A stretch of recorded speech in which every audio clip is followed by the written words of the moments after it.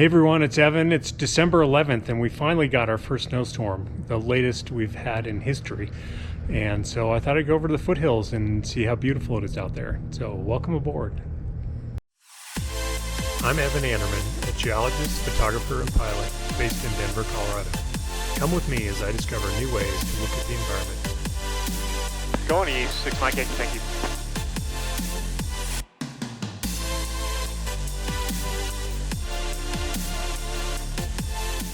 Centennial Ground Station Air 756 Mike Yankee at Charlie 1, need a westbound departure information, Bravo, run up complete. Number 756 Mike Yankee, Centennial Ground, hold short Alpha. Hold short Alpha, 6 Mike Yankee, thank you. Station Air 6 Mike Yankee, runway 17 left, taxi via Alpha. 17 left via Alpha, 6 Mike Yankee. Station Air 6 Mike Yankee, monitor tower. Monitor tower, 6 Mike Yankee, thank you. Cessna 756 Mike Yankee, Centennial Tower, runway 17 left, line up on way traffic is citation, 5 mile final. Line up point 17 left, 6 Mike Yankee. Cessna 6 Mike Yankee, flight straight out, wind 1029, runway 17 left, clear for takeoff. Cleared for takeoff off at 17 left and flight straight out, 6 Mike Yankee.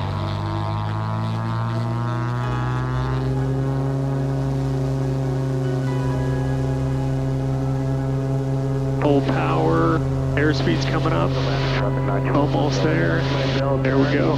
Traffic, resume navigation. Number 6 Mike Yankee traffic, ahead and to the right, same altitude as Cessna, it's going to remain a right traffic for the parallel.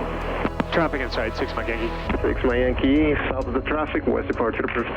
South of traffic, west departure approved, 6 Mike Yankee, thank you.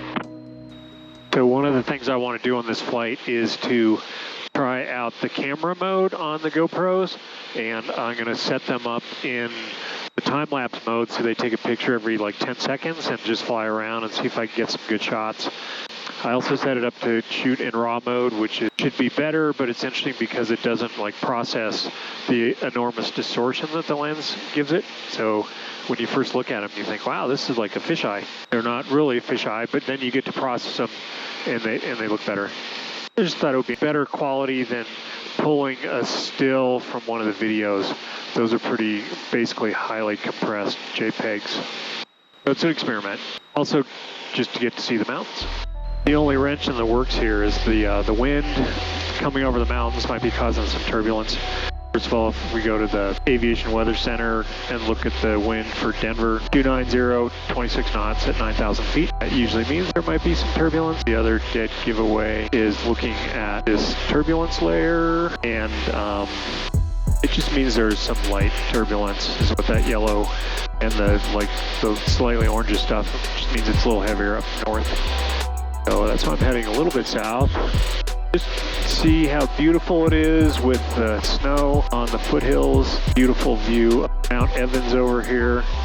The other thing I should do is turn on my hazard advisor because it tells me, again, the terrain that's within 500 feet vertically is red and within 1,000 feet is yellow. So I might just head up around the Platte Basin for a little while. I just got to watch not go up higher than 10,000 feet because that's this ring of the Denver International Airport airspace.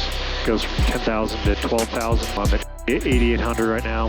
Yeah, it says the wind is directly on my nose at 22 knots. No turbulence yet, but these hills in front of me, there's almost certainly going to be turbulence around there. So I want to get up.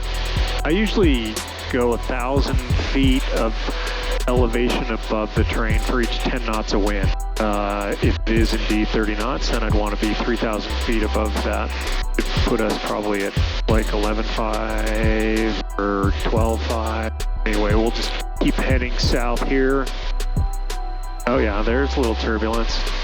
Looking back along the front range here, I see Mount Evans there. Probably Gray's and Torrey's back behind it. The Indian Peaks Wilderness off to the north. Long's Peak is way off north. Okay, well, we'll see if this is a good idea or a bad idea in a second. Now we can keep climbing. Actually pointed right at Pikes Peak, trying to get a little elevation. So I can turn to the west here because I'm well above this terrain. Now remember the oxygen requirements for me. If I am at 12.5 or above for more than 30 minutes, then I need to wear oxygen. Or if I go above 14,000 feet at all, then I need to wear oxygen. And actually I have it in the airplane. Yep, got plenty of pressure in the tank. I was thinking of getting a little bit higher and cutting back to the north. And I'll start that now. I'm gonna head towards Evergreen, it looks like. Might dial in 11.5, indicated airspeed, autopilot, track. Yeah, it looks nice up here with the sort of fresh layer of snow. You can see some of it's melted off. Try and keep it below maneuvering speed. What you're supposed to do if you get into turbulence. I put the cameras in time-lapse mode. Get the camera out for a prop. Trying to get the mountains in the background. Bring it in a little closer.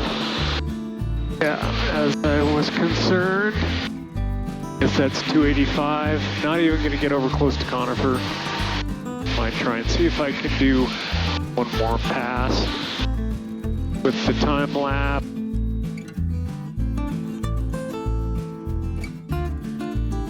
Interesting patterns with the shadows of the trees. Reset these things back to video mode. Getting a little squirrely in here. Might choose to go down. Oh, I see the problem. I have the altitude set too low for the turbulence layer. Let's put it back up to 11,000. Oh no, that explains the thing. I'm not sure coming down in altitude helped at all.